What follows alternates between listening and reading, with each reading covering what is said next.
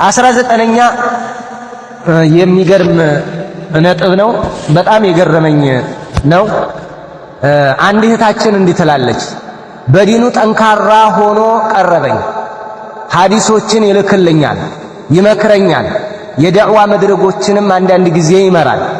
እኔም መስሎኝ ላግባሽ ሲለኝ ከቤተሰብ ተጨቃጭቄ አገባሁት። እኔ ሰዑዲ በኢቃማ ነበር አገር ቤት እኔ ሰዑዲ የመጣሁት በኢቃማ ነበር። አገር ቤት ሄጄ በአካልም ተገናኘን። ሁለታችንም በጣም ተዋደድን። ግንኙነት ስናደርግ ሞባይሉን መስኮት ላይ አድርጎ የምናደርገውን ተንቀሳቃሹን ሁሉ እንቅስቃሴያችንን ሁሉ ቀርጾታል። ከዛም ወደ ሰዑዲ ከሄድኩ በኋላ ራቁት ፎቶ ላኪልኝ እያለ ልኬለታለሁ። አሁን ገንዘብ ሲያባክንብኝ አለመግባባት ሲፈጠር እስከ ዛሬ የሚወዳቸውን ኡስታዞች ስም ስጠይቀው እናንተ ጀምዕዮችና ኢኽዋንዮች የምትሏቸውን ኡስታዞች ነው የሚያቀርብልኝ። እኔ ወይም ኡስታዞችህ ወይም ኡስታዝ ሙስጠፋን እንንገረውና ያመካክረን ስለው የምትዩ ሰውዬ ካገኘኝ አቡ ጀህል ነው የሚለኝ። ባለፈው ስለ ትዳር ሲናገር ሰምቼው የሚያየኝ ነው የመሰለኝ። እሱ ጋር እኮ እኔና አንቺ ሙስሊሞች አይደለንም አለኝ።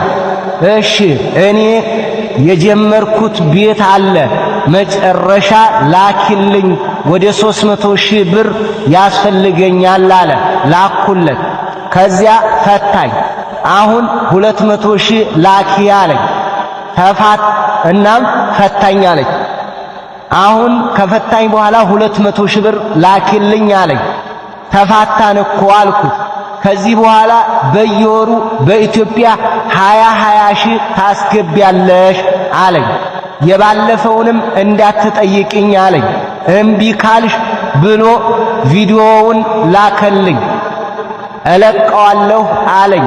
እሱ አይታይም፣ እኔም ብቻ ለብቻ አድርጎ ነው የቀረጸኝ። በቃ ሁለ ነገሬ ይታያል። 15 ቀን ተኛው።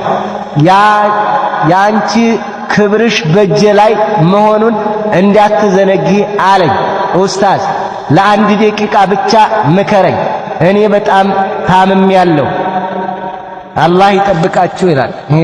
ይሄ ወላሂ ላኢላሃ እኔ ምን እምለው ነገር አለ? በአላህ መቼም ሁላችሁም ትሰማላችሁ እንግዲህ የሚደረግን ማለት ነው። እህቶች ላይ ብቻ ከንግግር እንደው ከሁኔታ አንፃር እና ሊላሂ ወኢና ሱብሃንአላህ እኔ በጣም ይከብዳል የሚሰራ ስራ ማለት ነው። በጣም ነው የሚከብደው። ምናልባትም እዚሁ ጋር ተመሳሳይነት ያለው ሌላም ሰምቻለሁ። እዚህ ግንኙነት ሲያደርጉ ቀርጸዋቸው ሪከርድ አድርገዋቸው ቪዲዮውን ከሰሩ በኋላ እየሰሩ ለነዛ ወጣቶች የሚገብሩ እህቶች አሉ። ለምን ሲባል እኔ ወጭህን አልሰጥም አልሸፍን እምትይ ከሆነ እለቀዋለሁ እያሏቸው ባሪ አድርገው እየገዟቸው ያሉ አሉ። ይህንን ሰማው። ይሄ ጥያቄ 2 አይነት ነው 3 አይነት መጥቶልኛል። በዚህ በጣም የሚገርም አሳዛኝ ነገር ማለት ነው እህቶቻችን ላይ የሚሰራው። አሁን ይሄ የመናኸሪያ ዱርዬ ነው የምትለው ወይንስ የጠላ ቤት ሰው ነው የምትለው? እንደው ምን አይነት ወስፍ ምን አይነት ነገር የሚሰጠው ሰው ነው? ተመልከቱ። አሁን ልኮላታል፣ በውስጥ መስመር ልኮልኛል ላለች የሰራሁትን ስራ ሁሉ እሱ ጋር ልኮላታል። እለቀዋለሁ የሚላት ማስፈራሪያ ብቻ እንግዲህ ይልቀቀውም አይልቀቀውም ብቻ በትክክል አድርጎላት። እንግዲህ ተመልከቱ። የራቁት ፎቶ ጉዲሽን አወጣዋለሁ ክብርሽ በጄ ነው። እንደው ያ አብደላህ አንተ እሞታለሁ የለም እንዴ ቀበር የለበትም እንዴ? ይሄ ሰው ምን አይነት አስተሳሰብ እንደዚህ አይነት ዱርዬ ራሱ አይተናል እንዴ? ዱርዬዎች ራሱ ዱርዬ የሚሉት ካልሆነ በስተቀር እንጂ እንዴ ይሄንን ምን አይነት አቅለኛ ሰው ነው? እንዴት አድርጎ ማለት እኔ የመናገሩ አሁን አቅሙም የለኝም፣ ግን በጣም ውስጥ ነው እንትን የሚለው የሚሰብረው እና እንደ ነገር እኔ ላንቺ መመክርሽ ሌሎች እህቶችን ያደረጓቸው በዝሙት ነው ሪከርድ ያደረጓቸው። አንቺ በሐላል ነው የተደረግሽው። ግን እሱ ምናልባትም ሲያወጣው ሌላ ስም ለጥፎ ይኸው ትሰራላችኋለች ያገኘኋት ወይ ምን ብሎ ስምሽን ለማጥፋት ሊሆን ይችላል። እኔ የምመክርሽ አንድ ነገር ነው፣ እንደ ምክር ትንሿን ምክር ማለት ነው። ወመን የተቂላህ የጅዐል ለሁ መኽረጃ ወየርዙቅሁ ሚን ሐይሱ ላ የሕተሲብ ወመን የተወከል ዐለላሂ ፈሁወ ሐስቡህ ወመን የተወከል ዐለላሂ ፈሁወ ሐስቡህ ወመን የተወከል ዐለላሂ ፈሁወ ሐስቡህ ቁሊ ሐስቢየላሁ ወኒዕመል ወኪል በይ። አላህ ይረዳሻል፣ አላህ ያግዝሻል ኢንሻአላህ። አይታወቅም እሱ የሚያደርገው ለኃያሉ ጌታ ምን እንደሚያደርግ እሱ ያውቃል። ይሄንን አደረገ አይደል? እኔ በጭራሽ ልንገርሽ እንኳን በዚህ ዘመን አሁን በተለያየ አፕሊኬሽን እየተገናኘ ሴት ልጅ አብይን የሚያስጨፍሩበት ዘመን፣ እንትናን የሚያስደንሱበት ዘመን፣ እከሌና እከሌ እንደዚህ ተቃቅፈዋል እየተሳሳሙ ነው እየተባለ በአፕሊኬሽን በሚሰራበት ዘመን ምንም አትሆኝም። ይልቀቀው ቢፈልግ አትክፈይ። ለሱ ባሪያ ሆነሽ አትስም። ልቀቀው በይ፣ ይልቀቀው። ምንም አትሆኝም። በቃ ተወከለ አለላህ። ማንም ይሄንን ያንቺን ክብር ወረደ ብሎ ይሄንን የሚመለከትም አንቺን ዘግናኝ ሐሳብ የሚሰጥም የለም። በቃ ሚስት ነሽ፣ አለቀ በቃ። ክብረ ቢስ ነው፣ ይታወቃል፣ ተደብቆ አይቀር። ይሄ አንቺን ያገባሽ እኮ ይታወቃል ማን እንደሆነ። ምንም የሚሆነው ነገር የለም። አንቺ ብር አትክፈይ። 20 ሺህ ብር ለሱ አንቺ ለምንድን ነው ባርነት? ለምን በቃ አደረገው አይደል? ሰራው አይደል? ተወከለ ዐለላህ ፈቁል ሐስቡነላህ ሐስቢየላሁ ወኒዕመል ወኪል በይ።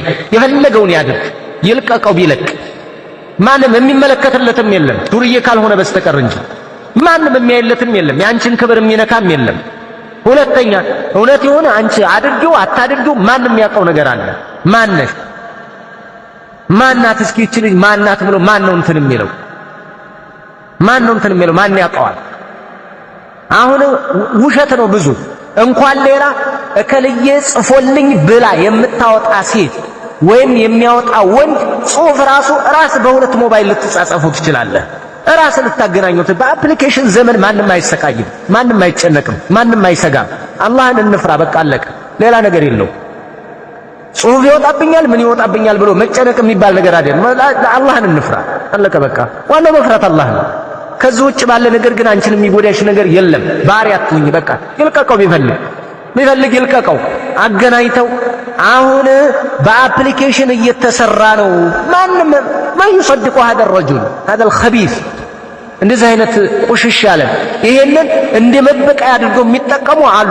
አሁን ራሱ እንደው ጥሩ ሰዎች የምትሏቸው ጥሩ ሰው የሚባለው ይሄንን በቀል የሚበቀላል ምን العجب የሱን ሪከርድ የሷን ሪከርድ እንትን ይሉና እለቀዋለሁ ዋ ጉድ ነው መሰራሽ ላ ኢላሃ ኢላላህ።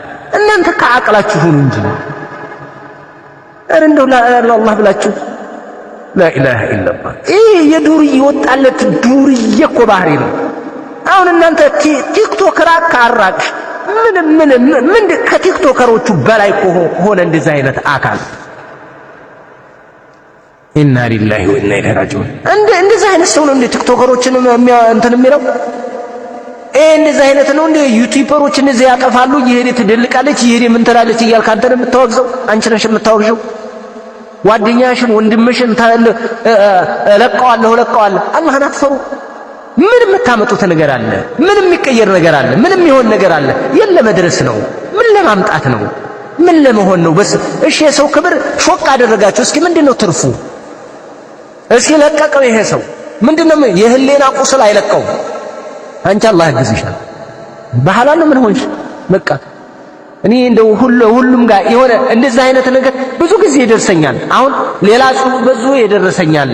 ምን አይነት ሁሉንም ከመዘርዘር ትልቁን ስናገር ትንሹም አብሮ ይገባል ከሚል አንፃር ነው እንጂ እለቀዋለሁ አለችኝ።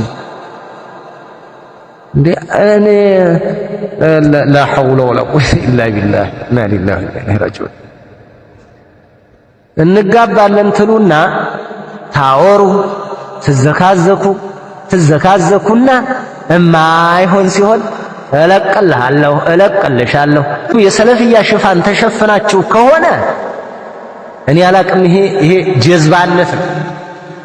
ይሄ ዱርዬ ራሱ ዱርዬ የሚላችሁ የዱርዬ ባህሪ፣ የአጭበርባሪ ባህሪ፣ ምንም አይነት ህሌና የሌለው ሰው አውዙ ቢላህ በምን እንደሚገለጽ አላቅም። እኔ ይሄ አደብ አለው እኮ ሴት አደብ አላት፣ ወንድ አደብ አለ። በቃ እስኪ ትዳር ነው። አባቶቻችን ራሱ አላደረጉም። ሰው እንዴት ከአምይ በታች ይወርዳል? ሰው ቃል አላህ እያለ ከአምይ በታች ኃጢአተኛ ነን። ሁላችንም ኃጢአት ወንጀለኞች ነን፣ ንጹህ አይደለን። ግን አላህ ይሸፍንልን አደባባይ ላይ እንዴት ለማውጣት የሌላ ኃጢአት። አንቺ ሰው ኃጢአት አውጥተሽ ትወጫለሽ እኮ አንቺ አላህ ያጋለጠ እቤትሽ ከጓዳ ያወጣዋል። ትዋረጃለሽ። ብታዋርጅ ምናልባት ብታዋርዳት ትዋረዳለሽ፣ ብታዋርጁ ትዋረጃለሽ። ለአላህ ብለሽ ዋጥ አታደርገውም አንተ እንዴ? አላሁመ እግፊር ለና ማለት እያለ ለህዝብ መርጨት የሚባለው ነገርስ ምን አመጣው? ምን አይነት ይሄ ስልጣኔ ነው? ጥሩ ሰው መሆን ነው? ብልህነት ነው? በቀል ነው? ምን የሚባል ነው? ምን ትበቀላል? አሁን ይችን እህት ስንት ደምታ፣ ስንት ለፍታ፣ ስንት ታግላ ከአረብ ሴት ጋር ፍዳዋን አይታ የሰበሰበችውን 300 ሺህ ብር ምጥጥ አድርገህ በላ። 200 ሺህ ብር ላኪ አልካት። በየወሩ የገቢ ምንጭ እንድትሆን አደረካት። እንደው አንተ በሞት ታምናለህ? በቀብር ታምናለህ? እንደው ቢላሂ ዐለይክ ላ ሐውለ ወላ ቁወተ ኢላ ቢላህ ኢና ሊላሂ ወኢና ኢለይሂ ራጂዑን።